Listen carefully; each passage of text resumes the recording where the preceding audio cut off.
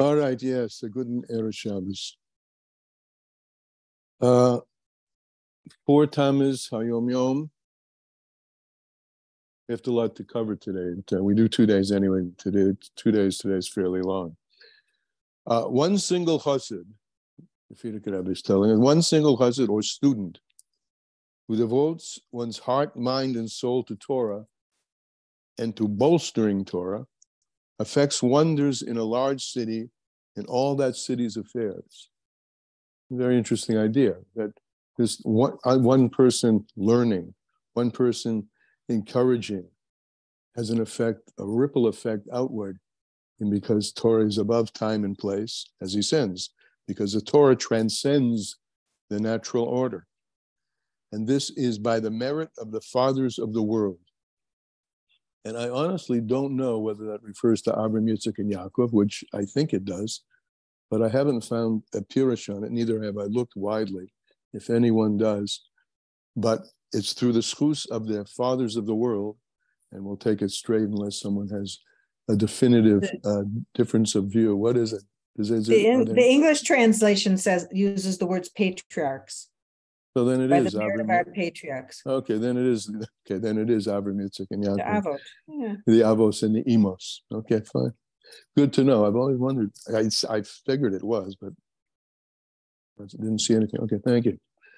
So the Avos, the Emos, they established, this whole notion that Torah, influence is beyond the natural order. I mean, this is something that really we saw very clearly and see every day in the notion of in the recent events of in the recent re-experience of Gimel Tammuz.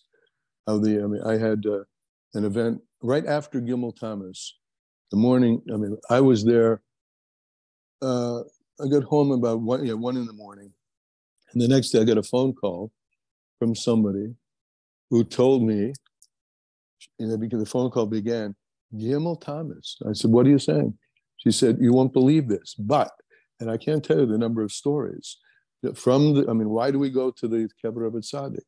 Because the tefillas, the Torah that we do transcends space and time and penetrates into realms which are totally beyond our understanding, but which have an effect. And so the Torah that we do, no matter how small, like here, I'm sitting here, you're sitting there, the influence of it transcends the natural order and influences broadly and deeply. Okay, lessons in Tanya.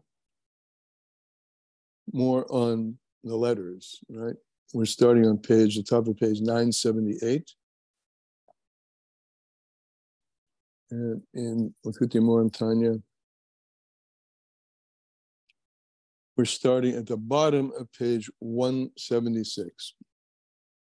So I think the salient point of what we've been learning so far about the letters is that unlike our letters, for instance, the letters which are coming out of my mouth right now, they exist in the air and out there and in the airwaves, separate from me.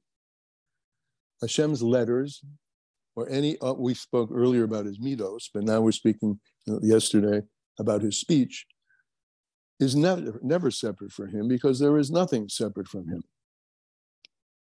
So now let's continue. The 4 lines up from the bottom on page 176. Aval be'emes, in truth, Bechinas oisius hadibra shel maila, the letters of speech of the one above, or up high, meaning in the realm of godliness, are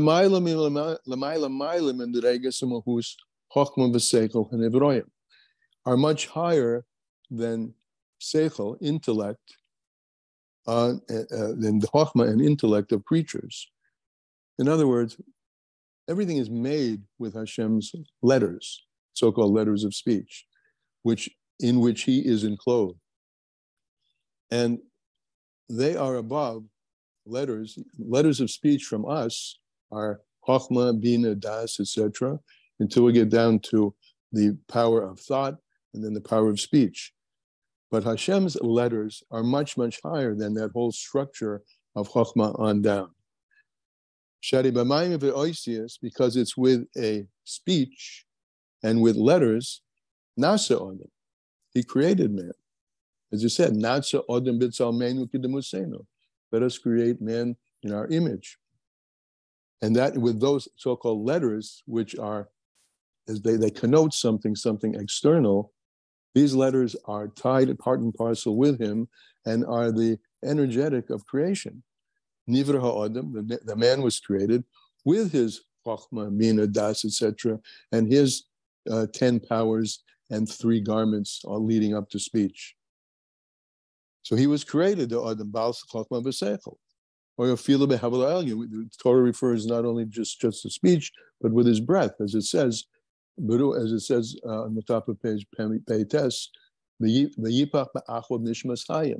and he blew into his nostrils, into the nostrils of this cutout shape of a human, cut out of dirt. He blew into it a living soul. So you see, the breath of his mouth and the speech of his mouth are metaphors to let us understand something of how God and godliness descends into the ability to create. But they're not like our letters of speech, which come out of our mouth, or the breath of our mouth. These are energetics which have the ability, the God letters in speech have the ability to instantiate a created being and to bring it to life, which is not the way our letters work. Therefore, God speak, the speech and the breath up above, it's the source of the chokhmah and the seichel, nishmas adam, of the soul of a person, and particularly Adam Harishon, the first person. Hakalelas kol neshamas, which the soul of Adam Harishon, the nishmas, the soul of Adam Harishon, Kelelas kol neshamas hatzadikim, includes all of the souls of all the tzaddikim, shehen gedelim emalate hashores, which the tzaddikim are greater than the ministering angels. Behind we won't explain why, but we could. We'll leave that for the moment. Tzaddikim are greater than angels. Behind the lefish oisis libura yisboret, because the letters of God speak, God's blessed speech, they are a drawing down of an energetic, of actual life force. Coming out from God's so-called midos, which those midos, which those midos are united with his essence of what he is, the tachlis yichud, with a complete yichud, with a complete unity. So this is a little bit of recapitulation. God's breath, God's speech is united with his midos, and both the speech and the midos are directly channeled and connected with godliness, the expression of godliness. Which those energetics of godliness which create chachma and seichel in Adam Harishon, they are much, much higher than the level of chachma that exists in any created beings. And they're not called letters except in relation to the creations, the creatures. They were letters in relation to God's midos. They're not letters, again, like our letters of speech, but just they're letters in that they are an expression of God's midos. God's blessed midos in their glory and in their essence. So it became God's midos. And what are these letters? These letters are 22 drawings down of chayas, of life force. And each letter is of a different kind, expresses a different kind of power, a different kind of energetic. Each one's different, shoinim zem is different from the others. And with those letters, with those shapes of energy, he creates all of the worlds, the upper worlds and the lower worlds, the kol habirudim shibatsoitim, and all the creatures which are within them.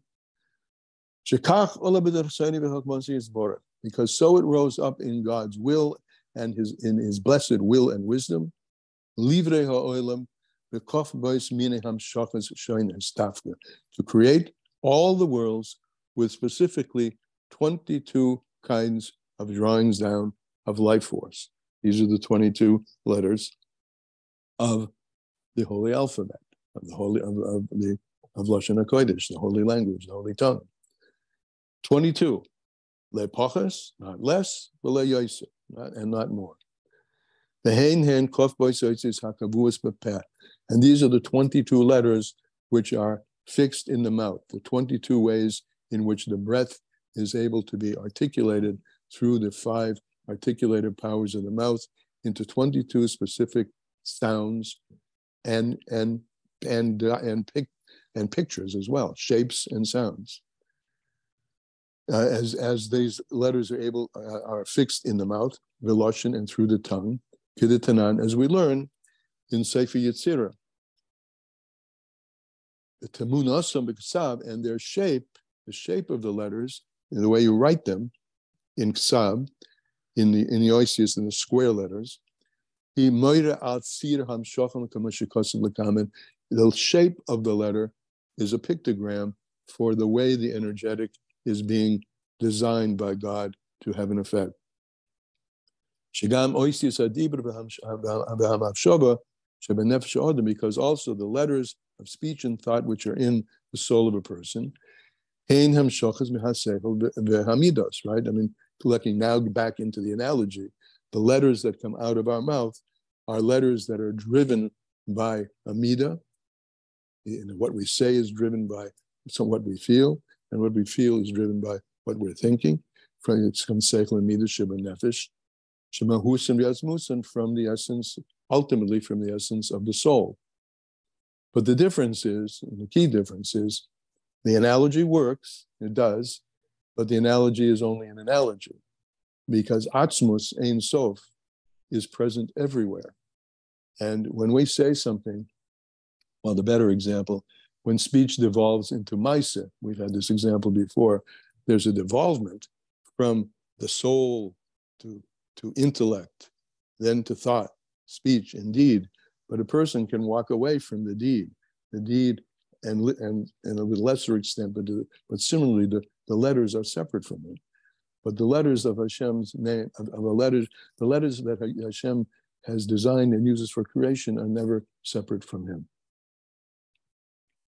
All right, I'm just going to pause, because I need to, and we're going to move on to Perek Yud Beis. That will be, this is Shabbos. Shabbos is Tanya. Just before I do, anything hanging or ticking in your head? In your heads? Nothing ticking in your head. Okay.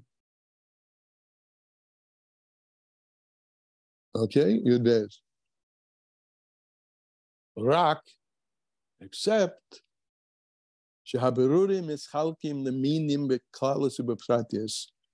all created beings, Hashem speaks and it doesn't separate him at all. Hashem speaks and it has no effect on him is all. Ani Hashem loisanisi. I am Hashem, I haven't changed. All the creatures are divided into various different kinds of species, upratias, and various details. Al yidei shuni hatzirufim v'chelufim v'temuris, through the various combinations and transformations of the letters. He called oyis, because each letter, hi hamshachas chayes v'koyach miyuchad prati, is a drawing down of a particular energetic. And when many letters are combined, lies teva, to make a word, azai, then milvad, besides the multiplicity of energetic that's in the word, which is created by the combination of the letters taken together, which has to do with the number of the letters and even their gematrias, the numeric value of their letters, but he's not saying that at this point. But each and every letter has a particular chayas, and when it gets put in a word in a particular place, in a particular order, and changing that order, that all of that creates the multiplicity of creation. The transformation of letters and the number of letters in the word. Besides that, which literally rises above all of it, besides of what we just said, an overarching idea about this is that Hamshachas Koich Elyon V'Chayis Klalas HaKaludus V'Shekula Keneged Kol Mini HaKoichos, these drawings down of the supernal power and the general life force, which includes and is equal Keneged Kol Mini HaKoichos, the letters drawing down correspond to each and every one of the koichos, the godly koichos, the highest proteus, and the particular life force which is invested in each of all of the letters, and that which transcends the particularity of each of the letters. In other words, we'll take Aleph and Beis. Each letter has a particular koyach, a particular energetic associated with it. But when it's combined together, when they are combined together, there's something which transcends their particularity, which is now there's a semantic, right? I have Aleph and I have Beis. I put them together. I have a father. So there's a meaning now, semantics, that arises above the singularity of each of the letters. So that's what's Gaveim. Vahi mechabrusun. That's that which transcends the singularity of the letters comes from their being joined together, umistafren yachad, and combined as one in a word. Vashbia koyef v'chayis la'olam hanivra, to draw down life force to the world, which is and the entities in the world, hanivroim b'tebazu, which are created by this word combination, leklale or leprate, according to the generality and the specificity of the letters and the order of the letters. And we'll quickly do this Hagah over on the left. Because each and every letter of the 22 letters of the Torah is a drawing down of a particular kind of energy, which is not drawn down by any other letter. Therefore, their shape, the shape of the letters, as they're written, kol ois of each letter, is each letter has a specific shape. And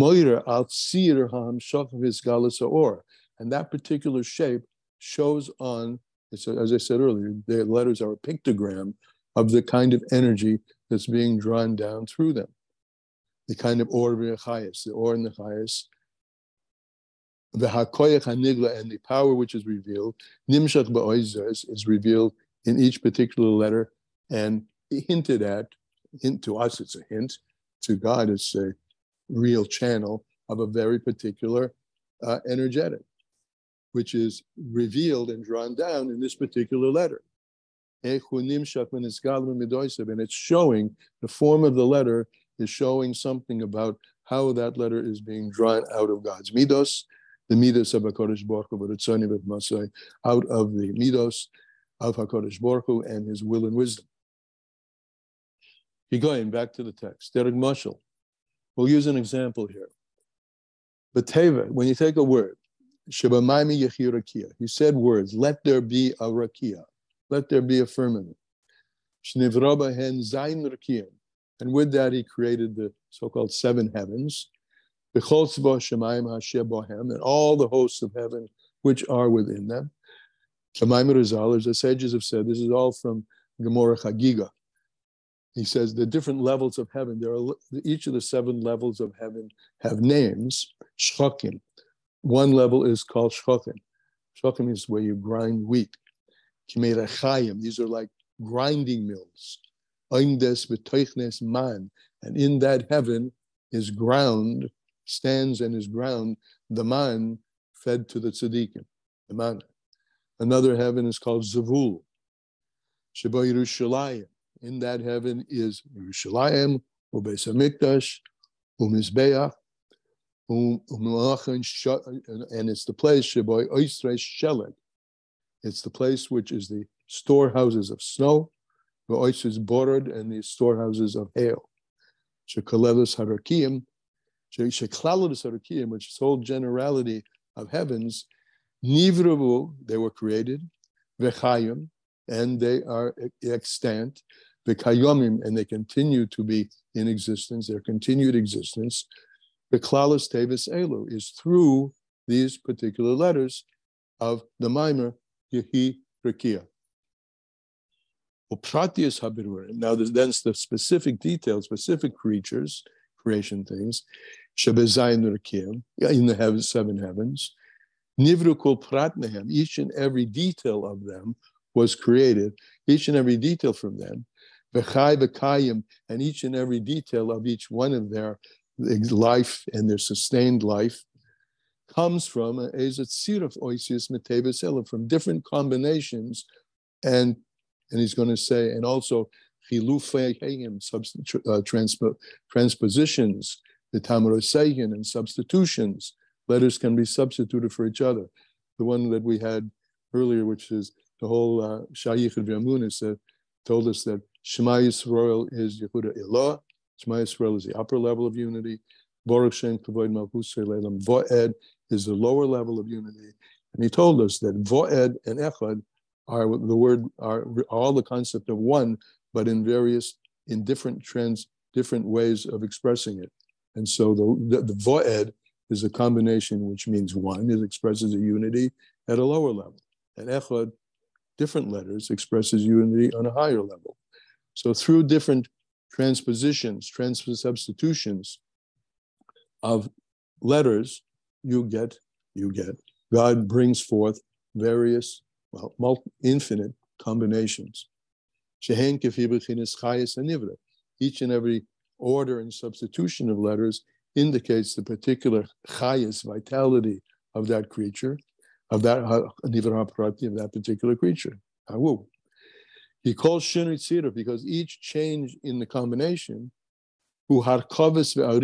it's a grafting and a weaving of hakoychos, of koya, of powers, v'chayas, and life force, v'shinu, in a different way. Shekol ois hakodemis b'tzirif u'gaveres. Each letter which comes first is the strongest one. So in the word av, aleph is predominant. In the word, if you reverse them, bo, to come, bez is predominant. V'hi ha'ikar. So the order of the letters also, and the way they're transformed and recombined, indicates the myriad possibilities for creation of different things. V'hi ha'ikar b'riyazu. And the order of the letters and the way they're combined together is the root of that creature. The hasharta and the others, and the first letter we said is the strongest, and the other letters are tefelus eleha, they're secondary to the first. V'niklalis ba'oira, and they, the secondary letters, are included in the first letter. They are secondary to, subordinate to. And through this, Hashem creates all kinds of new things. Some things which derive one from the other, lower than the other. Each one at a different level, all having to do with the letters and the substitutions of the letters and the order of the letters. And that's Shabbos's Tanya. All right, now, what's on your mind? Yes, someone. And Ayanka. I was working with somebody who was painting, and I said, I can't draw the letters, the Hebrew letters. And she said, every letter is a yud with something added to it. It's true. Every letter starts with a yud. So you can see it, I'm looking at the part on my page, Shar HaYikud. Looking at the resh. The left-hand top of the resh starts with a yud. Absolutely.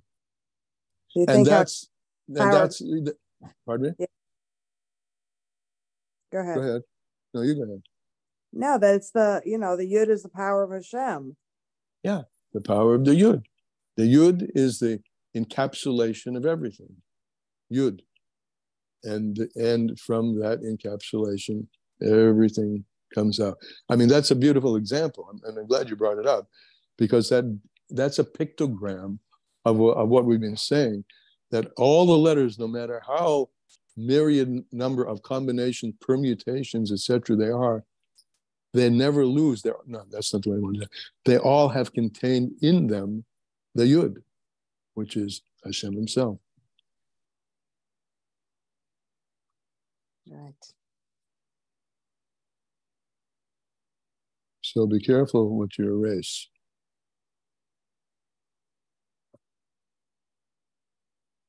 Anybody else? Okay. Anybody got a bechein? So what? What does this do for us? What will this mean? What does it mean for us as we go into Shabbos today?